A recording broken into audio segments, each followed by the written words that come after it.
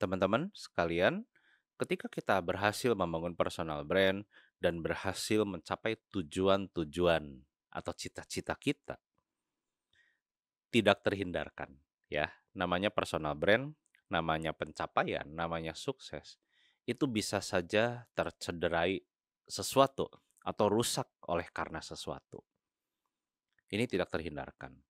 Sehebat apapun kita menjaga citra diri kita, menjaga persepsi publik, akan selalu ada saat di mana terjadi kesalahpahaman misalnya, ya, atau miskomunikasi, atau hal-hal yang ya tidak menyenangkan lah, ya, yang berpotensi untuk merusak karakter dan citra kita di hadapan publik. Lalu kalau seperti itu gimana dong, Umpit, ya? Apa yang harus kita lakukan untuk menjaga personal brand kita supaya tidak rusak karena membangunnya itu setengah mati? Oke, nomor satu, misalnya kita melakukan kekeliruan dalam kata-kata, tindakan, dan interaksi bersama orang lain ya, baik offline di dunia nyata maupun online. Ini tidak terhindarkan, Umpit pun pernah mengalami. Ya, berantem di LinkedIn itu debat kusir sampai panjang sekali komen-komenan dulu ya waktu awal aktif. Sampai mengeluarkan kata-kata yang tajam itu Umpit pernah lakukan, pernah terjadi gitu. Nah, lalu ada yang tersinggung ya, terus ikut nimbrung debat. Tapi setelah Umpit renungkan gitu ya, ini buat apa ya? Debat seperti ini tidak menambah isi rekening kita, tidak menambah kualitas hidup kita, yang ada malah cari musuh. Akhirnya setelah sadar, ya Umpit sadar, dan Umpit tidak lagi mencari yang salah atau yang benar, Umpit minta maaf secara tulus, secara publik ya, dan memperbaiki diri kita ke depannya. Jadi perihal minta maaf ini juga ternyata merupakan suatu kualitas ya, merupakan suatu karakter yang tidak dimiliki semua orang loh teman-teman sekalian. Banyak ya orang yang udah jelas-jelas salah nggak mau minta maaf. Ya ini repot sekali. Dan menjaga personal brand itu bukan dengan cara seperti itu gitu ya. Itu namanya pencitraan semata. Dibangun di atas ego. Dan supaya teman-teman tahu, minta maaf tidak mengurangi karakter kita. Tidak mengurangi harga diri kita. Justru malah meningkatkannya, justru malah memperkuatnya. Oke. Nomor dua, bagaimana ceritanya ya kalau personal brand itu rusak atau tercemar karena kita tidak sengaja ya berkolaborasi atau bekerja sama dengan individu atau organisasi yang cacat integritas. Ini kadang terjadi ya teman-teman sekalian. Kita mungkin waktu tengah membangun personal brand itu dapat tawaran pekerjaan dari sebuah perusahaan ya, menggiurkan. Wah, gajinya bagus, suasananya asik. Tapi ya itu, ya seperti yang Umpit tadi ceritakan di awal sesi ini. Baru dapat pendanaan, baru hore-hore perusahaannya gitu ya. Wah, pesta-pesta. Pergi outbound kemana keluar kota yang mahal gitu. Terus tiba-tiba 3 bulan kemudian nggak bisa bayar gaji. 6 bulan kemudian PHK massal.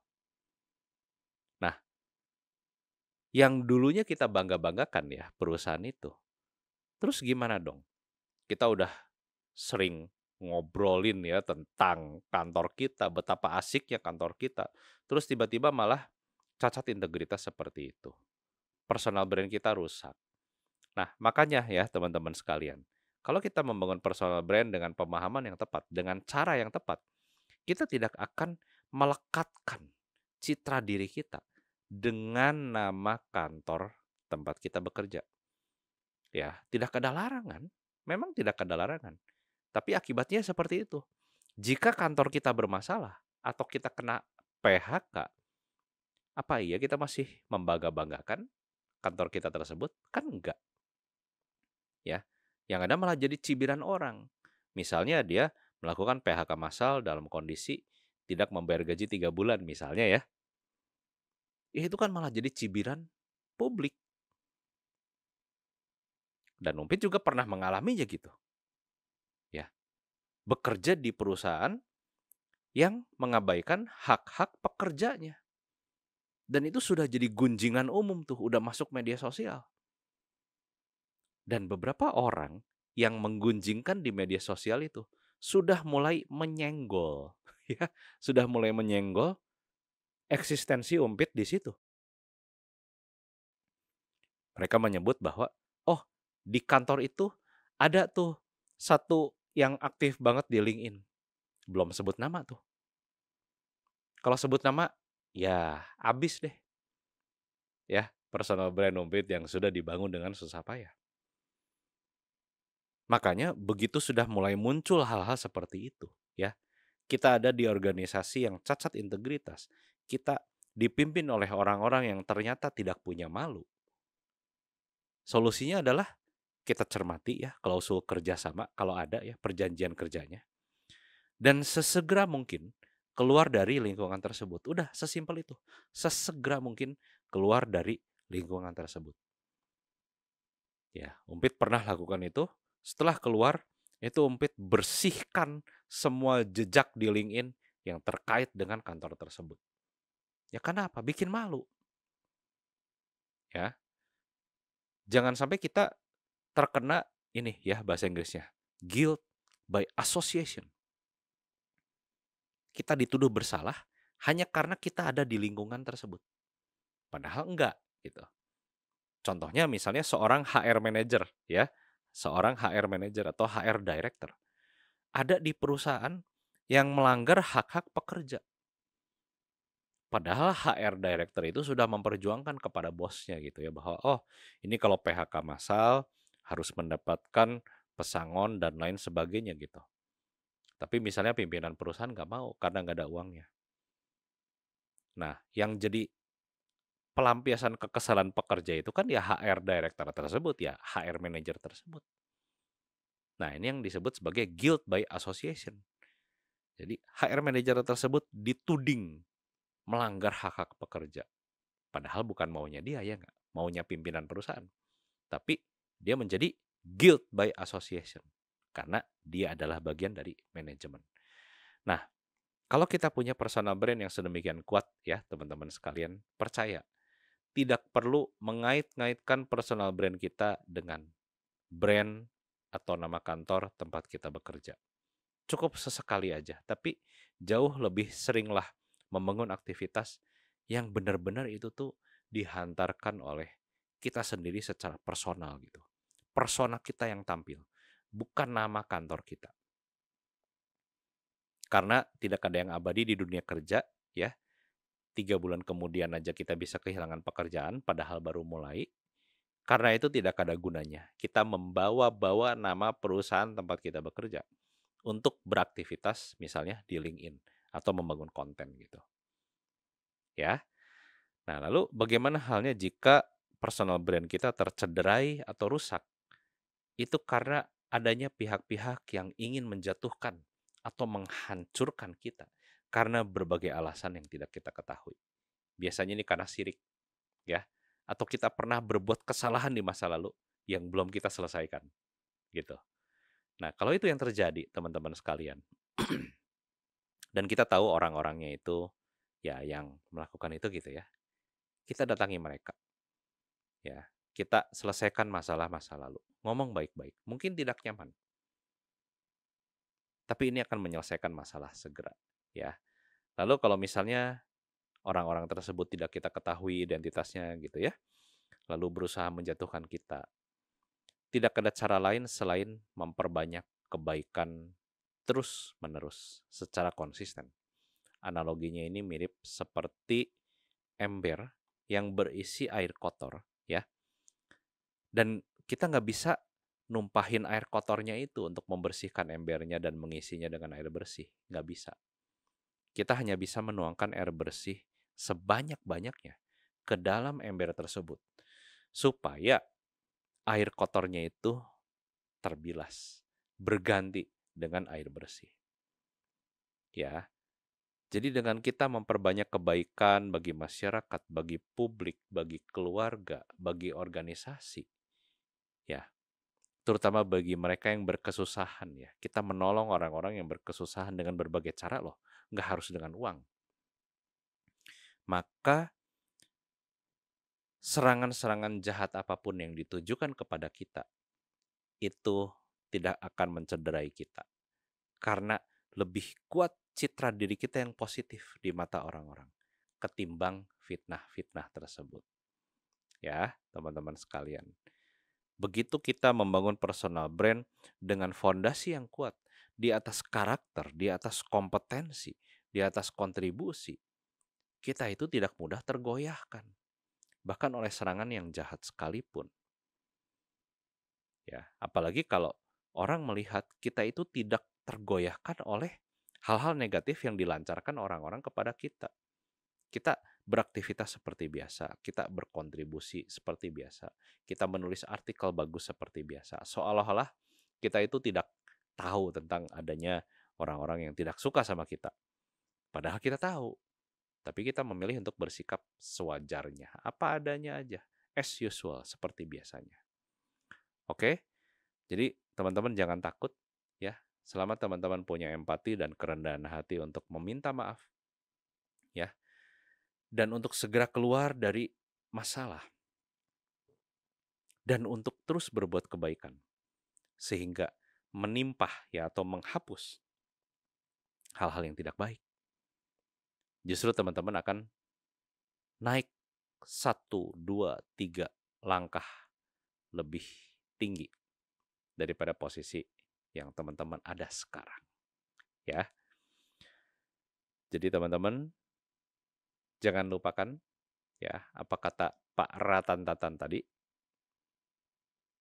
tidak ada yang salah dengan sukses lambat ya. Sukses lambat itu bukan berlambat-lambat ya, tapi maksudnya sukses yang lambat, slow success adalah sukses yang berdasarkan atas proses yang benar.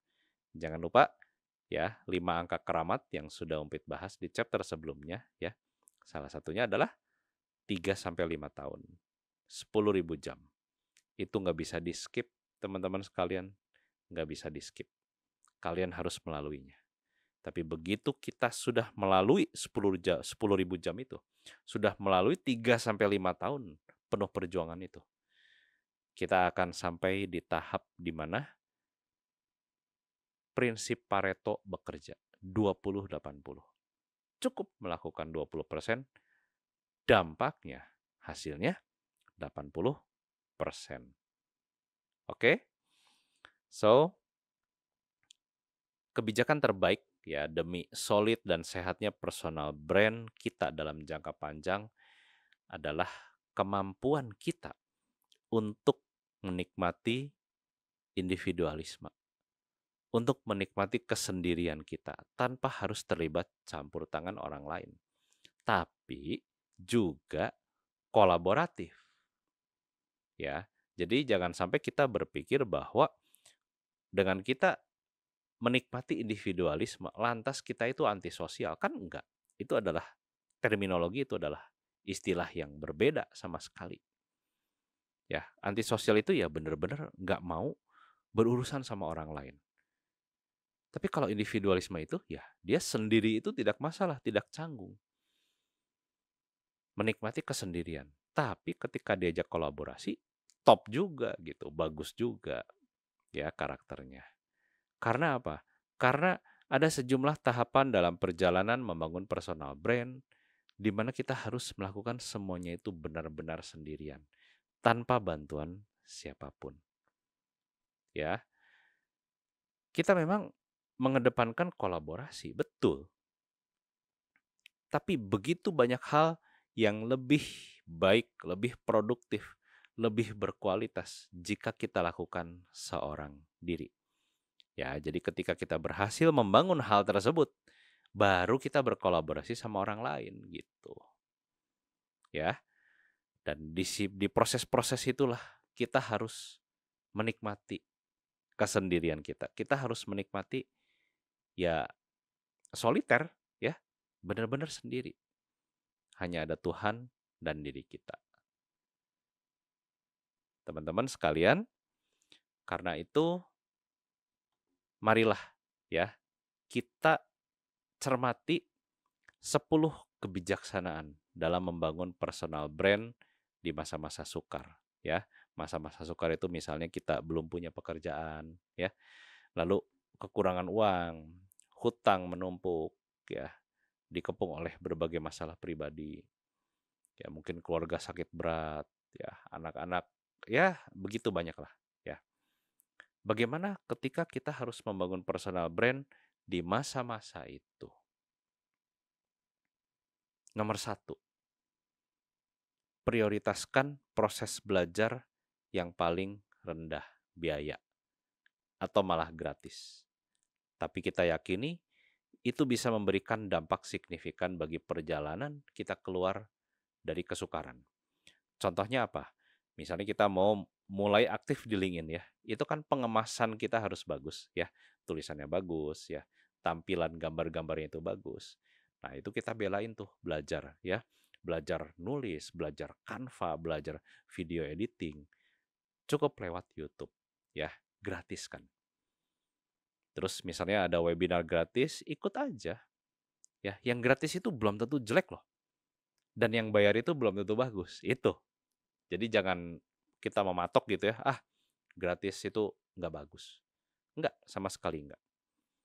Banyak sekali teman-teman Umpit yang sudah memperbaiki hidupnya ya, sudah menikmati hidup jauh lebih baik.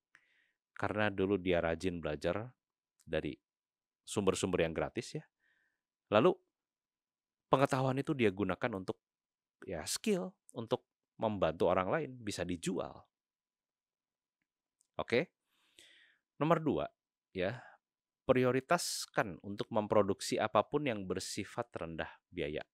Prosesnya sederhana, tapi bisa menghasilkan dampak signifikan dan berkelanjutan bagi soliditas personal brand kita. Ciptakanlah hal-hal bernilai dari apapun yang kita miliki saat itu, ya.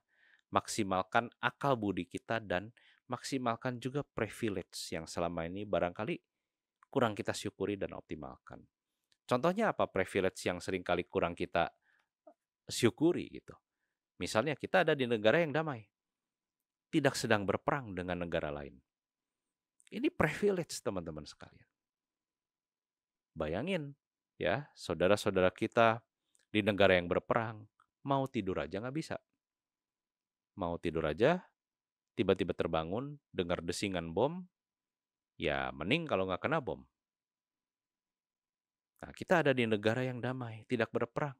Itu privilege, teman-teman sekalian. Badan kita sehat, itu privilege. Ya, kita bisa menghirup udara yang tidak berpolusi misalnya. Itu privilege. Manfaatkan. Bangun sesuatu, jangan terlena, jangan berleha-leha. Build something. Ya. Bukan cuman uang aja gitu. Semua masalah kalau ada uang pasti beres. Enggak juga. Ya benar, makin banyak masalah yang bisa beres. Ya, kalau kita punya cukup uang.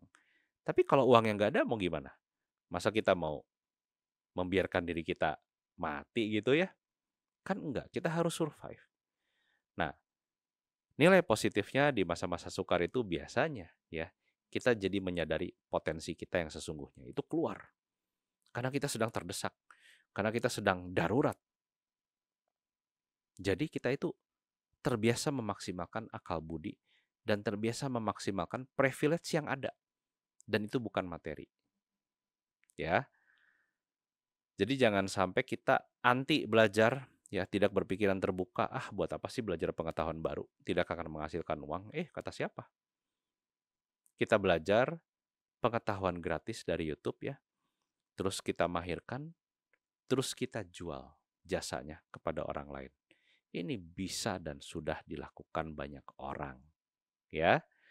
Jadi era internet, era teknologi ini adalah era berkelimpahan, di mana kita bisa memulai segala sesuatunya dari nol dan langsung bisa kita jual setelah beberapa waktu lamanya mempelajari baik-baik subjek tersebut. Ya.